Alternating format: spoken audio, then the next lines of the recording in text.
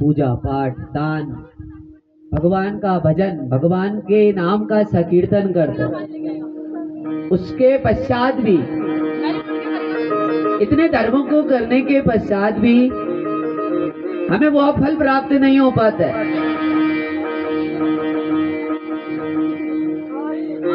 भगवान कहते हैं कि धर्मो रक्षति रक्षता। जो मनुष्य क्या करता है, बोला धर्म की रक्षा करता है। धर्म की रक्षा कौन करेगा, बोला मनुष्य करेगा। और जो मनुष्य धर्म की रक्षा करेगा, स्वयं धर्म उसकी रक्षा करेगा। महाराज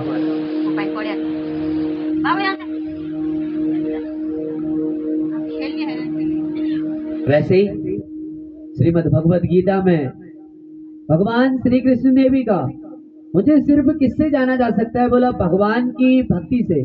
कोई मेरी भक्ति कर ले वो मुझे जान लेगा। महाराज अर्जुन ने जबकि प्रश्न भी किया, ज्ञान और भक्ति में कौन बड़ा है, कौन बलवान है? भगवान कहते हैं कि भक्ति बड़ी है। बोला क्यों महाराज? बोला जिसको बुद्धि प्राप्त होती है, जिसको ज्ञान प्राप्त होता है, वो क्या कर सकता है, भक्ति को प्राप्त कर सकता है। और जो भक्ति को प्राप्त कर सकता है, बोला वो अहंकार को भी प्राप्त कर सकता है। क्यों? क्योंकि जिसके पास बुद्धि होगी उसके पास ज्ञान होगा, जिसके पास ज्ञान होगा उसके पास क्या होगा,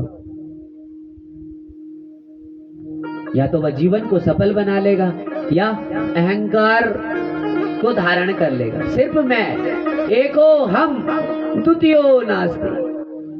जिस प्रकार रावण 4 वेद 18 पुराण, जब रावण भगवान की स्तुति करता था तो कैलाश पर्वत हिलने लगता था, स्वयं भगवान शिव हिलने लगते थे।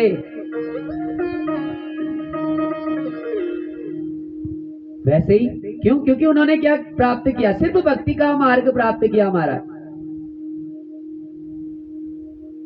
वैसे ही भगवान बताते हैं कि मुझे अगर किसी मनुष्य को प्राप्त करना है तो उस मनुष्य को क्या करना चाहिए, सिर्फ भक्ति का मार्ग चुनना चाहिए।